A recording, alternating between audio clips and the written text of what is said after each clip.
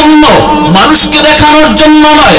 মানুষকে দেখানোর জন্য যদি রোজা রাখে তাহলে দরজা বন্ধ করে খাওয়ার সুযোগ ছিল, দরজা বন্ধ করে পানি পান করার সুযোগ ছিল, কেউ তারে দেখতো না, কেউ তারে দেখতো না, পানি পান করলেও কেউ বুঝতো না, খানা খাইলেও কেউ টের পাইতো না, মানুষের সামনে রোজাদার সাজবার সুযোগ ছিল। থাক এরপর না না, আমার বান্দা দরজা বন্ধ হওয়ার পরেও আমি আল্লাহ বলে খানা খায় না, প্রচন্ড তৃষ্ণা, প্রচন্ড তৃষ্ণা, এরপর এক গ্লাস পানি পান করে না, ঠান্ডা পানি তার চোখের সামনে, মানুষজন কেউ নাই, এরপর পান করে না, তাহলে বোঝা গেল রোজা শুধু আমার জন্যই রাখছে। আল্লাহু আকবার।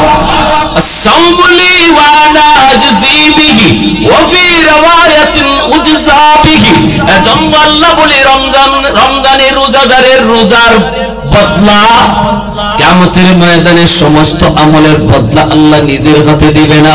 নামাজের বদলা আল্লাহ নিজের হাতে দিবে এমন কথা আল্লাহ বলে নাই, হজের বদলা আল্লাহ নিজের হাতে দিবে এমন কথা আল্লাহ বলেন নাই, কিন্তু রোজার বদলা আল্লাহ নিজের হাতে দিবেন তিনি উল্লেখ করেছেন।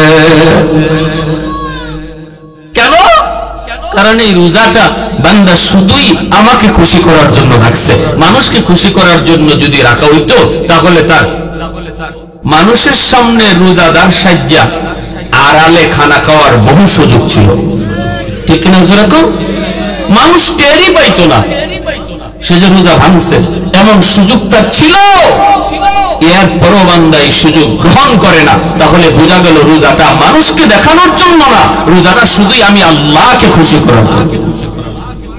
وفي رواية أجزى به وفي رواية أجزى به অন্য রাওয়ায়াতের ভিতরে এসেছে আল্লাহ পাক বলেন না, রোজাদারের উপর আমি আল্লাহ এত খুশি হই, এত খুশি হই, রোজার বদলা শুধু আমি নিজের হাতে দিই, শুধু এমনটা বিষয় নয়, বরং রোজাদারের রোজার বদলা আমি আল্লাহ নিজেই তার হয়ে যাব, আমি রোজাদারের হয়ে যাব। মালিক যদি নিজেই হয়ে যান তাহলে জান্নাত আমারে এটা দাও ওটা দাও বলা লাগবে না, মালিকের যা আছে সব আমার হয়ে যাবে, ঠিক কিনা? ঠিক কিনা? মালিকের যা আছে সব আমার হয়ে যাবে। এজন্য আল্লাহ বলছে রোজার বদলা আমি আল্লাহ নিজে, রোজার বদলা আমি আল্লাহ নিজে, আমি আমার রোজাদার হয়ে যাব। এজন্য ভাইরা বন্ধুরা মনে রাখবেন, তাকওয়া বলা হয় আল্লাহর ভয়ে গুনাহ ছেড়ে দেওয়ার নাম। এই মুহূর্তে আমি আপনি যদি বলি আল্লাহ এই মুহূর্তে আমি রমজানের অপেক্ষা করলাম না, জানি না রমজান পর্যন্ত আমার হায়াত আসেনি না নাই, আল্লাহ রমজান পর্যন্ত আমি হায়াত পাবো কি পাবো না আমি জানি না, ওই তো সুস্থ মানুষটা আমার সাথে কথা বললো, রাতের বেলা বন্ধুর সাথে একসাথে গল্প করলাম, ফজরের আগেই খবর আসলো মারা গেল, এমন হয়নি না হয় না জানি না। আমি আপনি এই মাহফিল কার জীবনের শেষ মাহফিল, জানি না এই রাত কার জীবনের শেষ রাত, অতএব এই রাতটাই গনিমত মনে করে এখন যদি আমি আপনি আল্লাহর ওলি হতে চাই, এখনই আল্লাহর ওলি হওয়া সহজ, এখনই আল্লাহর ওলি হওয়া সম্ভব, এই মুহূর্তে আল্লাহর ওলি হওয়া সম্ভব। ওলি মানে হলো আল্লাহকে খুশি করা, কোন কাজে আল্লাহ খুশি হয়, তওবার কারণে আল্লাহ খুশি হয়, তওবার দ্বারা আল্লাহ বান্দার উপর খুশি হয়ে যায়। আত-তাইবু মিনাদ দাম্মি কামান লা দাম্মা লা, মায়ার নবী দয়ার নবী বলেন তওবাকারী তওবাকে আল্লাহ এমন ভাবে কবুল করে নেয় যেন তার আমল নামায় কোনো গুনাহ নেই, কোনো গুনাহ আল্লাহ রাখে না। অন্য আয়াতের মধ্যে আল্লাহ বলেন শুধু গুনাহ আল্লাহ রাখে না তা না, এই গুনাহগুলিকে মোচন করার পর খালি জায়গাটা আল্লাহ নেকি দ্বারা ভরপুর করে দেয়। ইল্লা মান তাবা ওয়া আমানা ওয়া আমিলা আমালান সালিহা ফাউলাইকা ইউবাদদিলুল্লাহু সাইয়্যাতিহিম হাসানাত। আল্লাহ বলে তওবাকারীর তওবার কারণে আমি তার গুনাহগুলিকে নেকি বানায়া দেই। তার গুনাহ যদি পাহাড় পরিমাণ হয়, নেকি পাহাড় পরিমাণ হয়ে যায়। তওবাকারীর গুনাহ যদি সাগর পরিমাণ হয়, এত খুশি আল্লাহ তওবার উপরে, সাগর পরিমাণ গুনাহকে আল্লাহ সাগর পরিমাণ নেকি বানায় দেন। এজন্যই তওবাকারী মুহূর্তের ভিতরে আল্লাহর ওলির খাতায় তার নাম লেখা হয়ে যায়, কারণ তার পিছনে জীবনে শুধু গুনাহ থাকে না। বিষয়টা এমন না রে গোলাম, বিষয়টা শুধু এমন না। তওবার কারণে কোনো গুনাহ থাকে না, বিষয় শুধু এমন না, বরং গুনাহ তার যেই পরিমাণ ছিল ওই পরিমাণ নেকি আল্লাহ তার দান করে। তাহলে গুনাহ মাফ হয়, নেকিও বাইরা যায়, ঠিক না? গুনাহ মাফ হয়, নেকিও বেড়ে যায়, গুনাহ মাফ হয়, নেকিও বেড়ে যায়। ভাইরা বন্ধুরা, এজন্যই তো হযরত আবু বকর সিদ্দিক রাদিয়াল্লাহু তাআলা আনহু হযরত ওমর ফারুক রাদিয়াল্লাহু তাআলা আনহুকে বলেছিলেন, ভাই ওমর, হযরত ওমর ফারুক রাদিয়াল্লাহু তাআলা আনহুকে বলেন, ভাই ওমর, আমি আবু বকরের মন বলে তোমার জীবনের নেকি আমি আবু বকরের চেয়ে অনেক বেশি। হযরত ওমর বলেন, এটা আপনি কেমন কথা বললেন?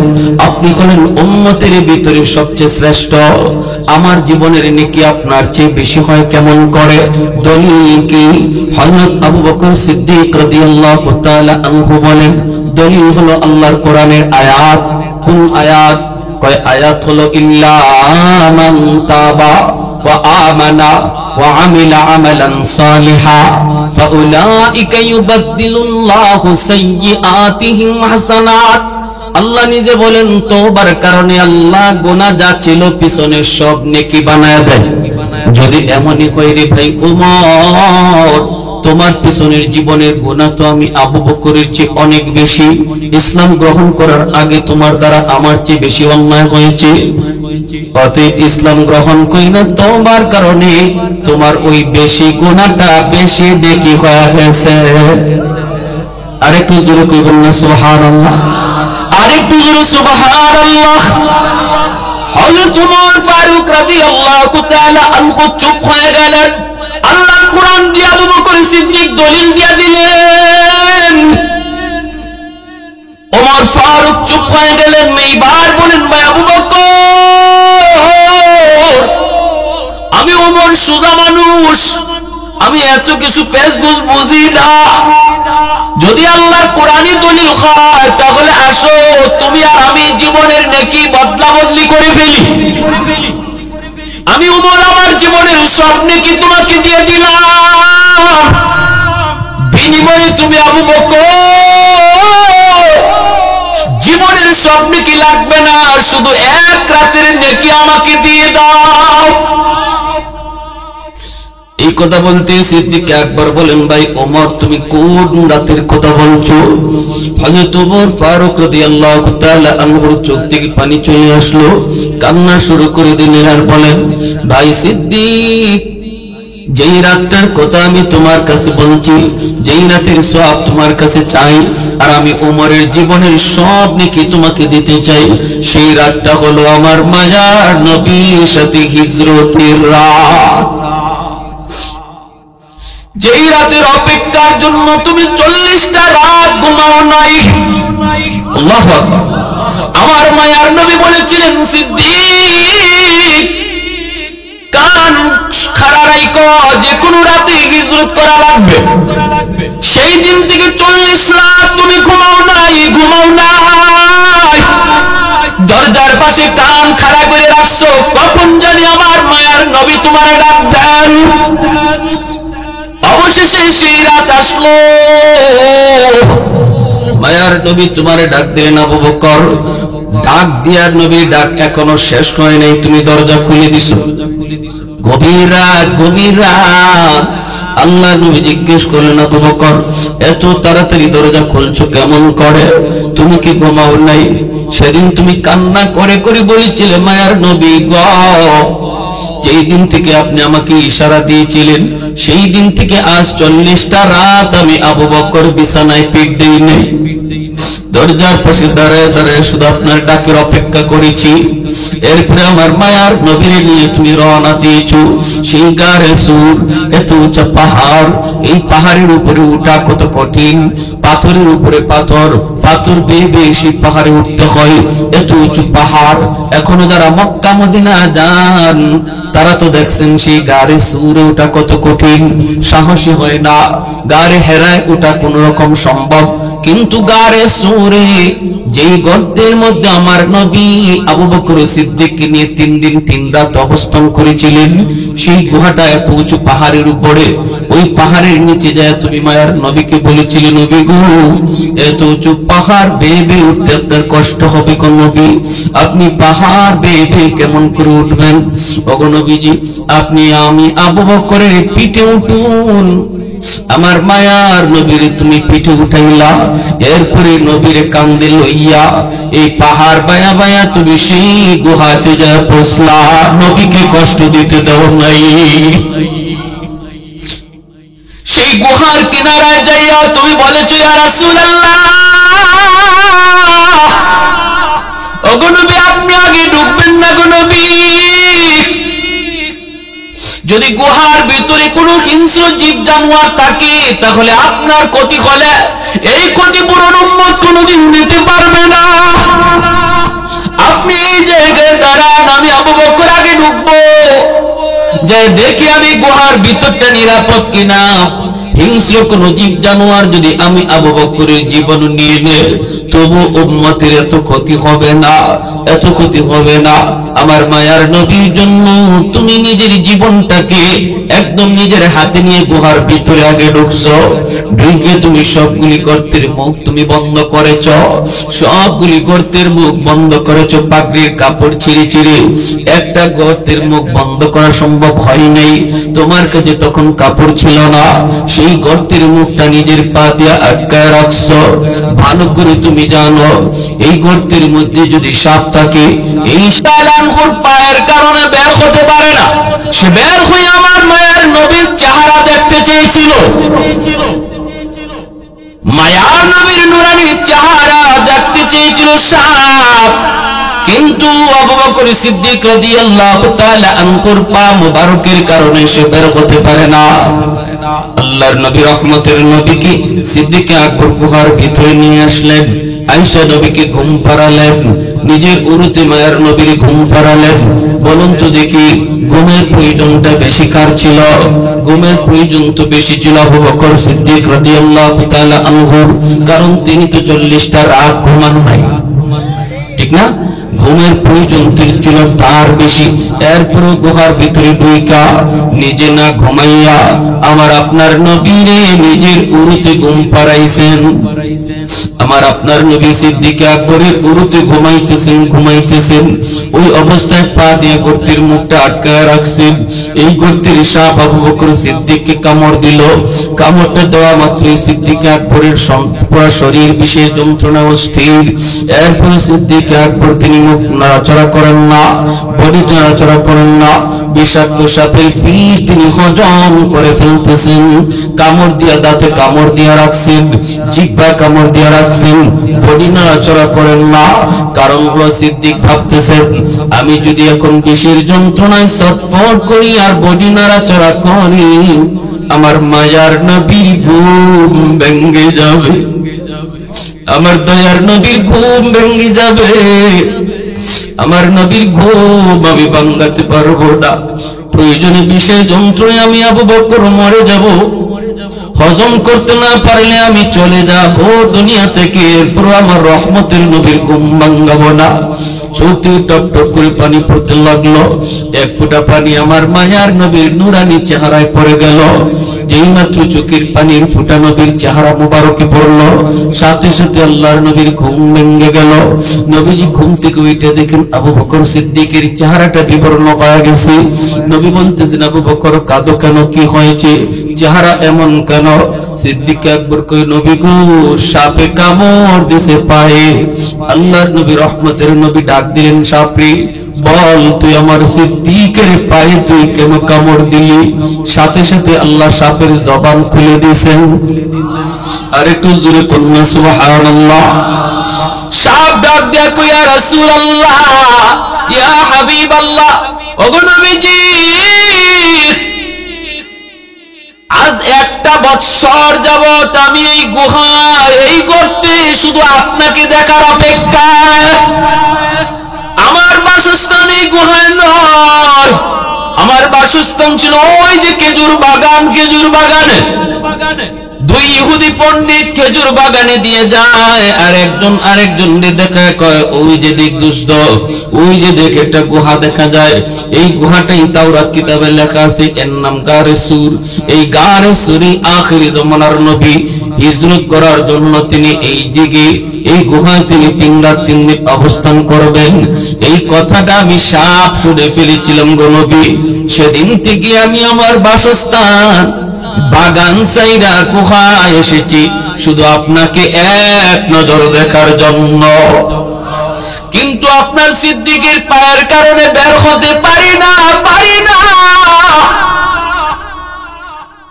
মনে কষ্ট নিয়ে আপনার সঙ্গে আপনার বন্ধুর পায়ে কামড় দিয়েছি পাটা সরানোর জন্য নবী গো মাপ চাই আল্লাহ নবী পবিত্র লোক মোবারক লাগায়া দিলেন সাথে সাথে বিষ পানি হয়ে গেল ভাইরা বন্ধুরা এরপরে ভাইরা আবু বকর সিদ্দিক রাদিয়াল্লাহু তাআলা আনহু এই দিনের এই ত্যাগ কুরবানিকে হযরত ওমর ফারুক উল্লেখ করে বলেন ভাই আবু বকর ওই দিনে তুমি আমার মায়ের নবীর সাথে থাইকা যেই পরিমাণ কুরবানি আর মহব্বত নবীর প্রকাশ করেছ আমি ওমর আমার জীবনের সব নেকি তোমাকে দিয়ে দিলাম বিনিময়ে শুধু আমাকে ওই এক রাতের নেকি দিয়ে দাও সিদ্দিক আকবর বলে ভাই ওমর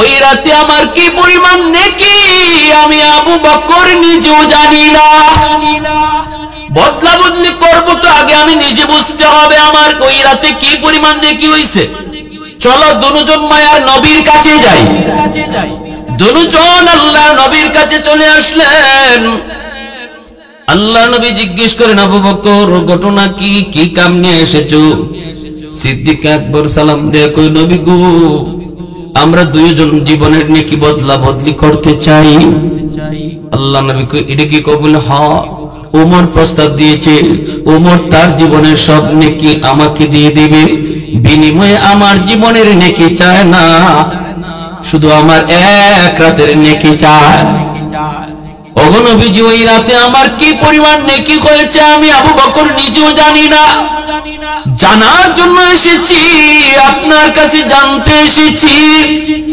আল্লাহ নবী রহমতের নবী বলেন কোন রাত সিদ্দিক আকবর তখন বলেন ইয়া রাসূলুল্লাহ ওই রাতটা হলো হিজরতের রাত যেই রাতে আমি আপনার সাথে হিজরত করেছিলাম গো নবী এই কথা বলতেই মায়ার নবী দয়ার নবী বলেন আবু বকর আমি কোনো মত দিব না আমি কোনো রায় দিব না বদলা বদলি করবা কি করবা না সেটা তোমাদের ইচ্ছা আমি কিছু বলবো না কারণ দুজন মায়ার নবীর অত্যন্ত পরম করম বন্ধু একজন নবীর ডান হাত আরেকজন নবীর বাম হাত নবীজির ঘনিষ্ঠ দুই বন্ধু আন্তরিক দুই বন্ধু নবী কথা শোনার পরে কে খুশি হয় আর কে নারাজ হয় এজন্য নবী বলে আমি সেটা বলবো না আজও মায়ার নবী সেই দুই বন্ধুর নিয়ে মদিনার রওজায় আথারে বন্ধুকে পাশে নিয়ে আমার আপনার নবী শুয়ে আছে সেই দুই বন্ধু আমার নবীর ডানে বামে শুয়ে রয়েছে এজন্য নবী কয় আমি কারে খুশি করব আর কারে নারাজ করব না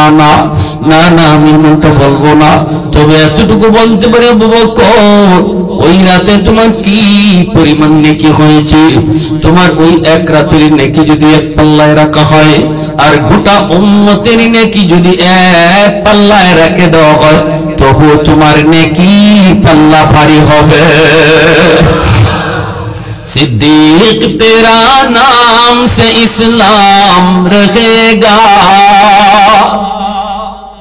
सिद्दीक तेरा नाम से इस्लाम रहेगा दुनिया की सदाकत में तेरा नाम रहेगा, दुनिया की सदाकत में तेरा नाम रहेगा, फारूक तेरा नाम से इस्लाम रहेगा, दुनिया की अदालत में तेरा नाम रहेगा, दुनिया की अदालत में तेरा नाम रहेगा, उस्मान तेरा नाम से इस्लाम रहेगा, दुनिया की सखावत में तेरा नाम रहेगा, दुनिया की सखावत में तेरा नाम रहेगा।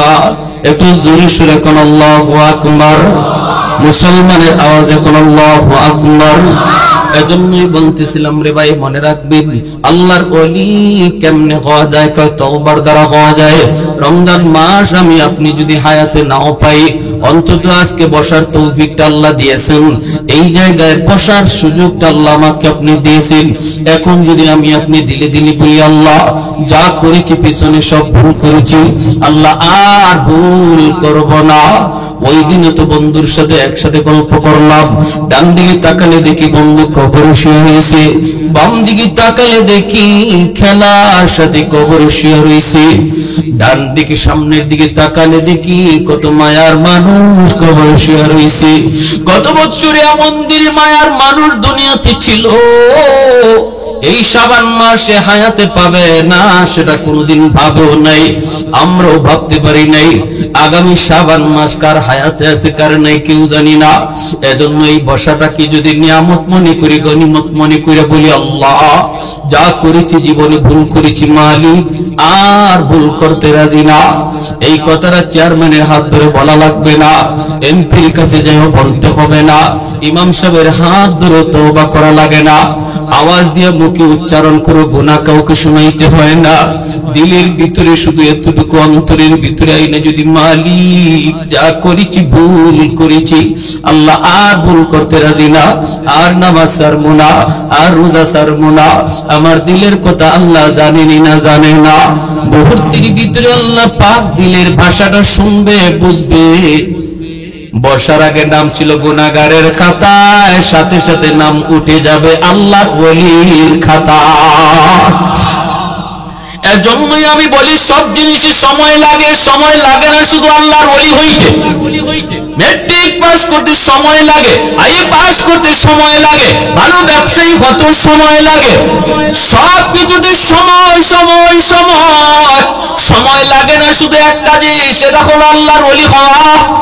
এখন যদি এই মুহূর্তে আমি আপনি নিয়োগ করি মালিক আর ভুল করবো না, আর নামাজ ছাড়বো না, আর হারাম পথে চলবো না, মুহূর্তের ভিতরে সময় লাগবে না, আল্লাহ পাক ওলির খাতায় নাম উঠাই দিবে। এজন্যই তো মুসা কালিমুল্লাহ আলাইহিস সালামের জামানার একটা ঘটনা শোনাই। দেখেন আল্লাহর ওলি হইতে কতটুকু সময় লাগছে, কতটুকু সময় লাগছে, একটু মনোযোগ দিয়ে শুনেন।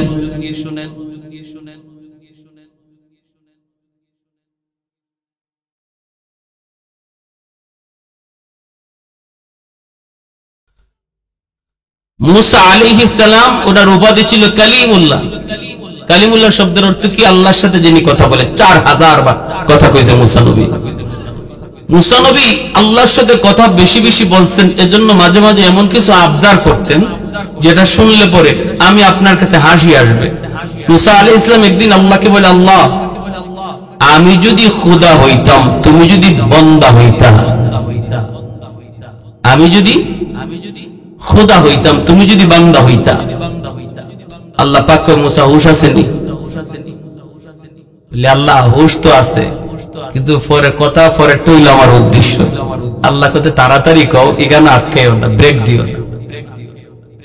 বলে আল্লাহ এটা তো হইতো না, আমি জানি এটা কোনোভাবেই হওয়ার ছিল না বা হবেও না, কিন্তু যদি এমন হইতো, আমি যদি খোদা হইতাম, তুমি যদি বান্দা হইতা, আমার কাছে কি চাইতা তুমি?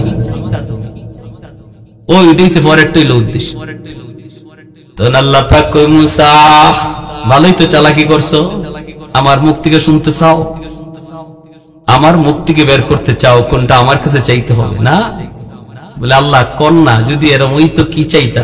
আল্লাহ কই যদি এমন হইতো সুস্থতার নিয়ামত চাইতাম। মুসা আলাইহিস সালামকে আল্লাহ পেয়ে গেছি, আমারও তুমি সুস্থতার নিয়ামত দাও।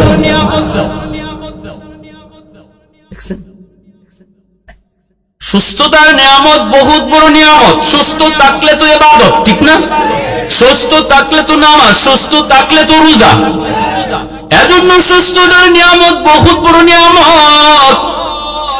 সুস্থতার দোয়া আল্লাহর কাছে সবার আগে চাইতে হয়।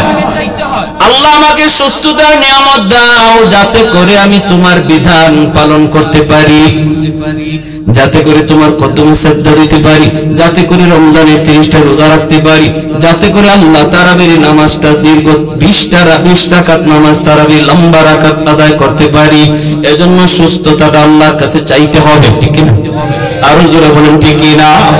সবাই কর আল্লাহ আমাকে সুস্থতার নিয়ামত তুমি দান করো। মুসা আলাইহিস সালামকে একদিন কয় আল্লাহ, এই দুনিয়ার সবচেয়ে বড় নাফরমানকে, সবচেয়ে বড় গুনাহগারকে আমাকে একটু দেখাইবানি। আল্লাহ পাক কই তাহলে 3 রাস্তার মোড়ে যায় দাঁড়াও, দেখবা ওই দিক থেকে একজন মানুষ বাচ্চা কোলে নিয়ে জঙ্গলের দিকে যাইতেছে, নির্জন পাহাড়ের দিকে যাইতেছে। সেই হলো এই জমানার সবচেয়ে বড় নাফরমান, সবচেয়ে বড় গুনাহগার। এর মতো গুনাহ, এত গুনাহ পৃথিবীতে কেউ করে নাই। মুসা আলাইহিস সালাম আল্লাহর কথা মতো তিনি ওই রাস্তার মুখে দাঁড়ালেন। দাঁড়ায় তিনি লোকটারে শুধু দেখলেন, একটা লোক আসতেছে, বাচ্চা কোলে নিয়ে যাইতেছে পাহাড়ের দিকে। মুসা নবী আর কোন কথা বললেন না, তিনি তো চলে আসলেন। বিকাল বেলা আবদার করল, মালিক নাফরমান তো দেখলাম, এইবার তুমি আমাকে জগতের সবচেয়ে বড় ওলি কে তারে দেখাও। আল্লাহ কই মুসা সকালবেলা যেই জায়গায় দাঁড়াইছো ওখানেই যায় দাঁড়াও, দেখবা ওই দিক থেকে একজন মানুষ আসতেছে, সেই হলো এই জমানার সবচেয়ে বড় ওলি। মুসা নবী একই দিন সকালবেলা দেখলেন নাফরমান, বিকালবেলা দেখতে চান দুনিয়ার সবচেয়ে বড় ওলি। তিনি যে ওই জায়গায় দাঁড়ালেন, দাঁড়ায় তিনি দেখতেছেন ওই দিক থেকে যেই মানুষটা আসতেছে, সকালবেলা যেই মানুষটা গেছে দুনিয়ার সবচেয়ে বড় নাফরমান হইয়া, ওই মানুষটাই বিকাল বেলা দুনিয়ার সবচেয়ে বড় ওলি হইয়া ফিরতেছে। আল্লাহু আকবার। मैं तालिब मौला हूं मेरे इश्क़ निराला, मैं तालिब मौला हूं मेरे इश्क़ निराला, है जुमला जहां जिनके तजल्ली से उजाला, है जुमला जहां जिनके तजल्ली से उजाला, मादरुद जहां गैर खुदा यार नदारिम, जुज़ याद खुदा हीच दिगर कार नदारिम, जुज़ याद खुदा हीच दिगर कार नदारिम। ज़ोरे बोली अल्लाहु আকবার। মুসা নবী কয়, আল্লাহ ঘটনা কি কিছুই তো বুঝলাম না। সকালবেলা ছিল দুনিয়ার সবচেয়ে বড় নাফরমান, বিকাল বেলা হয়ে গেল দুনিয়ার সবচেয়ে বড় ওলি, কেমনি কি হলো আল্লাহ একটু বুঝতে মন চায়। আল্লাহকে জানতে চাও বলে হয় জানতে চাই। আপনারাও কি জানতে চান? একটু জিকির করি, লা ইলাহা ইল্লাল্লাহ।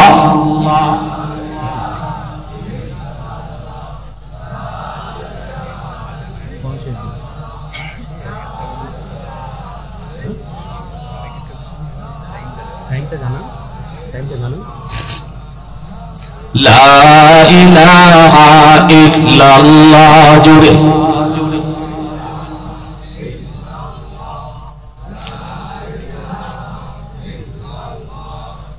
লা ইলাহা ইল্লাল্লাহ,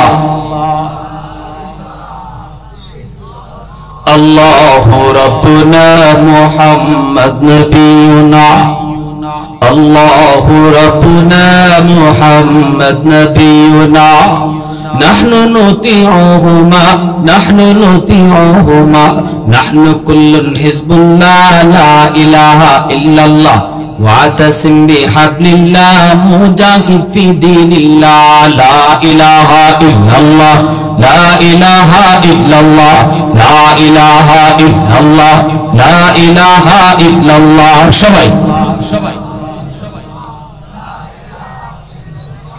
লা ইলাহা ইল্লাল্লাহ, লা ইলাহা ইল্লাল্লাহ, লা ইলাহা ইল্লাল্লাহ, লা ইলাহা ইল্লাল্লাহ, লা ইলাহা ইল্লাল্লাহু মুহাম্মাদুর রাসূলুল্লাহ। জোরে সুরে বলি সাল্লাল্লাহু আলাইহি ওয়াসাল্লাম। আল্লাহ পাক রব্বুল আলামিন কয়, ও মুসা তুমি বুঝি জানতে চাও? বলে জানতে চাই। আল্লাহ পাক রব্বুল আলামিন তখন কয়, মুসা তাহলে শোনো, আমার বান্দা এই জমানার সবচেয়ে বড় নাফরমান, এর মতো গুনাহ আর কেউ করে নাই, কথা ঠিক, কিন্তু তওবার নিয়তে শিশু বাচ্চাটারে কোলে নিয়ে জঙ্গল নির্জন জায়গায় রওনা দিয়েছে আমি আল্লাহর কাছে কান্নাকাটি করার জন্য। তওবার নিয়তে বের হয়েছে আর যে যখন পাহাড়ের উপরে জঙ্গলে ঢুকলো, বাচ্চারাই জিজ্ঞেস করে, আব্বু আমারে তুমি জঙ্গলে কেড়ে নিয়ে আসছো, কেন নিয়ে আসছো আব্বু? আমাকে বুঝি তুমি মেরে ফেলবা? আমাকে বুঝি জঙ্গলে ফেলে চলে যাবা? বাবা তখন কান্দে আর কই, না রে বাজান, আমি তোমারে মারতে আরে নাই, বরং তোমার উসিলায় তোমার বাবা বাঁচতে আইছে। সুবহানাল্লাহ।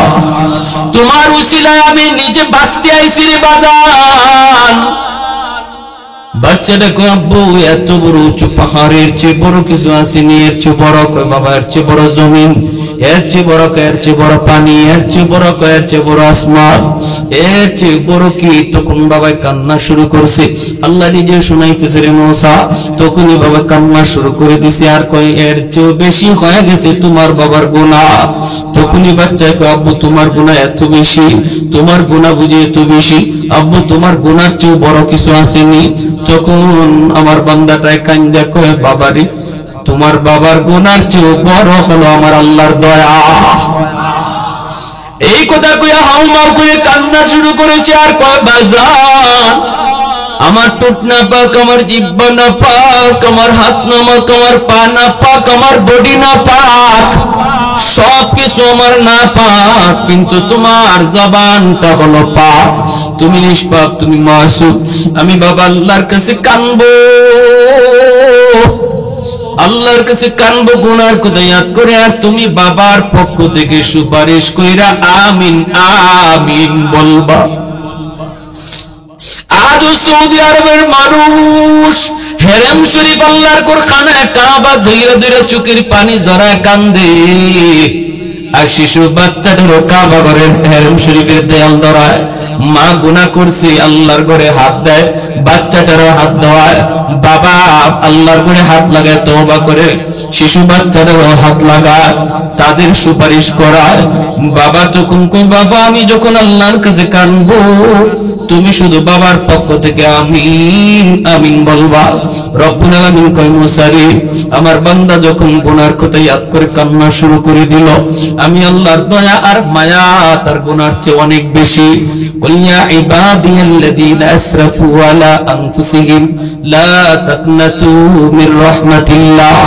আমি আল্লাহর ঘোষণাই তো রহমত আমার অনেক বেশি। বান্দা যখন এর উপরে ভরসা করে কান্না শুরু করে দেয়, তখন তার অবুঝ নিষ্পাপ বাচ্চাটা চোখের পানি ফালাইয়া বাবার পক্ষ হইয়া বাবার কোলে থেইকা ঠোঁটটা ভাঙ্গা ভাঙ্গা হাত উপরে উঠাইয়া বাবার পক্ষে আমিন আমিন কই আমি আল্লাহর কাছে সুপারিশ চাই। যখনই আমার ওই নিষ্পাপ অবুঝ বাচ্চাটা ঠোঁট ভাঙ্গা কান্না আমি আল্লাহ দেখলাম, আর তার আমিন ডাক আমি আল্লাহ কুদরতি কানে পৌঁছলো, সাথে সাথে আমি আমার বান্দার তওবার উপরে খুশি হইয়া শুধু ওলি বানাইছি তা না, ওলিদের সরদার তারে বানায় দিছি। এজন্যই রে ভাই মনে রাখবা, ইন্না আউলিয়া আল্লাহ লা খাউফুন আলাইহিম ওয়া লা হুম ইয়াহজানুন।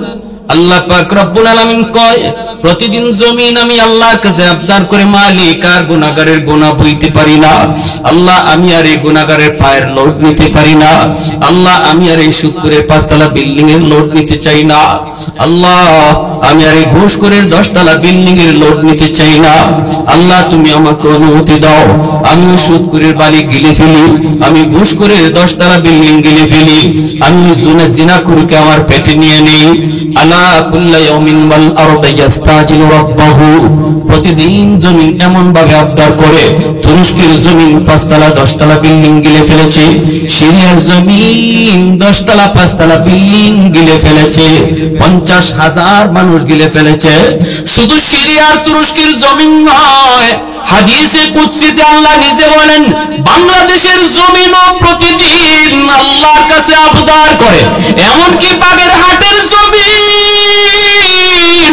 প্রতিনিয়ত আল্লাহর কাছে আবদার করে মালিক গুনাহগারের পায়ের লোড আর আমি নিতে চাই না ওই গুনাহগারের পায়ের আওয়াজ আমি আর সইতে পারি না আসবিরু ইলা মাতা আসবিরু ধৈর্য ধরব আর জমিন বলে আমি কতকাল ধৈর্য ধরব আমি ওই গুনাহগারের পায়ের শব্দ আর কতকাল শুনবো এমনি ভাবে আল্লাহ কয় ওয়াল বাহরা ইস্তাজিলু রাব্বাহু সমুদ্র সৈকত আল্লাহর কাছে প্রতিদিন আবদার করে সাগর মহাসাগরগুলি আবদার করে মালিক আমি সমুদ্রের পারে আইসা না ফরমান কত গুনাহ করে আমি সমুদ্র আর কত দেখবো আর কত দেখবো তোমার কত বান্দা আমার পারে আইসা সুবহানাল্লাহর জিকির করে আর কত নাফরমান আইসা নাফরমানি কাম করে আমি নাফরমানির কাম আর কত দেখবো আর কত দেখবো আল্লাহ অনুমতি দাও ধ্বংস করে ফেলি আল্লাহ পাক রব্বুল আলামিন কয় চুপ কর আল্লাহ পাক কয় রে জমিন থাম থাম তোমরা যারা এই জমিন ধ্বংস করে দিতে চাও আমি আল্লাহ দেখি জমিনে কেমন অন্যায় হয় কেমন অত্যাচার হয় কেমন জুলুম হয় কেমন গুনাহ হয় এরপরও আমি কেন ধরি না জানো নি এই জমিনের মধ্যে আমি আল্লাহ যাদেরকে বানাইছি মানুষ আমি আল্লাহ সবচেয়ে আদর করে বানাইছি আসমান আল্লাহ বানাইছেন কুন ফায়াকুন বইলা জমিন আল্লাহ বানাইছেন কুন ফায়াকুন বইলা ফেরেশতা আল্লাহ বানাইছেন কুন ফায়াকুন বইলা কিন্তু আমারে আপনারে আল্লাহ পাক কুন ফায়াকুন বইলা বানায় নাই আমারে আপনারে যখন আল্লাহ বানাইছে আল্লাহ বলে খলাকতু বিয়াদাইয়া আমি আল্লাহ আমার নিজের হাত দিয়া বান্দা বান্দিরে বানাইছি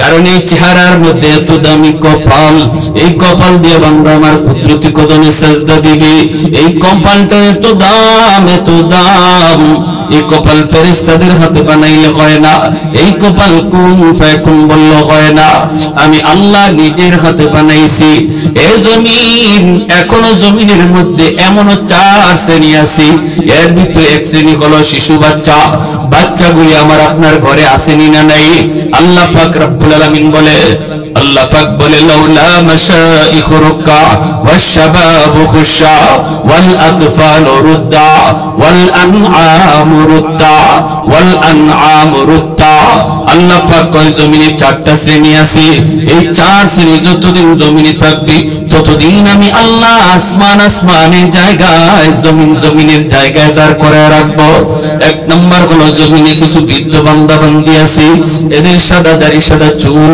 কোমরে তার ব্যথা হাঁটুতে তার ব্যথা আমার বান্দা আমার কদমে সেজদা দিতে তার কষ্ট হয় এরপর কষ্ট করে করে যখন আমার বৃদ্ধ বান্দা বান্দি আমার কদমে সেজদা দেয় তখন তার সেজদার দিকে তাকাইলে এই জমিনের প্রতি আমি আল্লাহর মায়া লেগে যায় ওয়াশশাবাবু খুশা আল্লাহ বলেন 2 নম্বর জমিনে কিছু যুবক আছে যৌবনের পাগলামি করে না যৌবনে তার মসজিদে পাওয়া যায় যৌবনে তার রমজানের রোজা রাখতে দেখা যায় যৌবন কালী বাপ মার সেবা করতে পাওয়া যায় যৌবনে মুরব্বিদের শ্রদ্ধা করতে দেখা যায় যৌবনে গান বাজনা যায় না ওয়াল মাহফিলের আয়োজন করতে দেখা যায় মাথায় টুপি মুখে নবীর সুন্নতি দাঁড়িয়ে দেখা যায় আল্লাহ বলে ওই যুবকের যৌবনের চাহিদা ছিল গুনাহ করা এরপরও গুনাহ করে না দিলের ভিতরে আমি আল্লাহর মহব্বত ওই যুবকের কলিজার দিকে যখন আমি আল্লাহ কুদরতি নজরে তাকাই তখন এই জমিনের প্রতি আমার মায়া লেগে যায়। 3 নম্বরে আল্লাহ বলেন ওয়াল আতফালু রুদ্দা, আল্লাহ বলেন 3 নম্বর হলো জমিনের মধ্যে কিছু শিশু বাচ্চা আছে, ঘরে ঘরে কিছু অবুঝ শিশু বাচ্চা, এদের কোনো গুনাহ নাই, এদের উপরে শরীয়তের কোনো বিধিবিধান। যদি আযাব গজব জমিনে নামে, ওই আযাব গজবের ভিতরে বাচ্চাগুলি পইরা যায়, অথচ বাচ্চাগুলির কোনো অন্যায় অপরাধ নাই, ওই বাচ্চাগুলি আযাব গজবে শামিল হয়ে যায়। অপরাধ করছে তার মা, গুনাহ করছে তার বাবা, আযাব আইছে মার কারণে বাবার কারণে, কিন্তু বাচ্চাটাও আযাবের ভিতরে পড়ে যায়, গজবের ভিতরে পড়ে যায়। এই বাচ্চাগুলির দিকে যখন আমি আল্লাহ তাকাই, তখন এই জমিনের প্রতি আমি আল্লাহর বড় মায়া লেগে যায়। 4 নম্বর আল্লাহ বলেন জমিনে কিছু পশু পাখি আছে, পশু পাখির উপরে শরীয়তের কোনো বিধিবিধান নাই, আযাব গজব আইলে হাঁস মুরগি গরু ছাগল এরাও গজবে পড়ে যায়, এরাও আযাবের ভিতরে পড়ে যায়। এদের দিকে তাকাইলেও এই জমিনের প্রতি আমি আল্লাহর বড় মায়া লেগে যায়। যেরকম সুবহানাল্লাহ। এজন্য বৃদ্ধ বাবাজির সাথে বেয়াদবি করবা না, যাদের চুলদাড়ি পেকে গেছে, এদের সম্মান আল্লাহর কাছে অনেক দামি। আল্লাহ শুধু বয়সের কারণে তাদেরকে সম্মানী বানায় দিছে। এরা যখন হাত উঠায়, আল্লাহ নিজে কই তারা হাত উঠাইলে এই হাত ফিরাইয়া দিতে আমি আল্লাহর লজ্জা লাগে। মুরব্বীদের শ্রদ্ধা করবারে যুবক, আল্লাহ ভবিষ্যতের পথ সুন্দর করে দিবে। কখনো মুরব্বীর সাথে বেয়াদবি করবা না। বাবা যদি না থাকে দুনিয়ায়, আল্লাহ নবী কয় বাবার বয়সের মানুষগুলার যখনই শ্রদ্ধা করবা, যেন কবরে শুয়ে থাকা বাবারে তুমি শ্রদ্ধা করছো। ওই মুরব্বী মানুষটারে যদি সালাম দিলা, যেন তুমি তোমার কবরে শুয়ে থাকা বাবারই সালাম দিছো। যদি তার সেবা করো, মনে করবা নবী কয় যেন তুমি তোমার বাবার কবরে সেবা পৌঁছায় দিছো। এজন্য বাবার বয়সের মানুষ বাবার মতোই শ্রদ্ধা করবা। মা দুনিয়া নাই, মার বয়সের মহিলা দেখলে মার মতো শ্রদ্ধা কইরো। নবী কয় শ্রদ্ধা করা মাত্রই তোমার মার কবরে আল্লাহ তোমার খেদমত পৌঁছায় দিবে। আর এই সাদা দাড়ি সাদা চুল মুরব্বী বাবাজিরা যখন কষ্ট করে আল্লাহর কদমে সেজদা দেয়, আল্লাহ কয় এই কষ্ট করা সেজদার দিকে তাকাইলে জমিনের প্রতি আমার মায়া লাগে।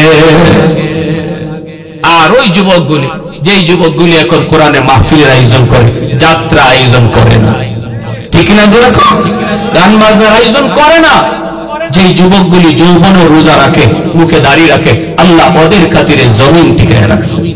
এজন্য যুবকদেরকে উৎসাহ দিবেন, মাহফিল মুখী করাবেন, কোরআন মুখী করাবেন। যত যুব সমাজ দ্বীনের লাইনে আসবে, তত আল্লাহর রহমত আমাদের উপর তত বেশি বাড়বে। রহমতের সময় রহমত পাবো। প্যারে হাজিরিন, এজন্যই আমি বলতেছিলাম আল্লাহকে বান্দারে আমারে খুশি করা সবচেয়ে সহজ। আর আল্লাহরে খুশি করার নামই হলো বিলায়ত। যে আল্লাহরে খুশি করলো সেই আল্লাহর ওলি হয়ে গেল। এই মুহূর্তে আমরা খাটিয়ে দিলে তওবা করে আল্লাহরে খুশি করতে কারা কারা রাজি? হাত তুলে আল্লাহকে দেখা। আল্লাহ তুমি প্রতিটা হাত কবুল করো। আল্লাহ আমরা তওবা করলাম, আর তোমাকে নারাজ করব না। আল্লাহ তুমি নারাজ হও এমন কোন কাজ আর আমরা করব না। আগামী রমজান মাসে 30টা রোজা আমরা পুরাপুরি রাখার পাক্কা ইরাদা করলাম। আল্লাহ আমাদেরকে রমজান পর্যন্ত তুমি পৌঁছে দাও। সবাই বলেন আমিন, আর জোরে বলেন আমিন।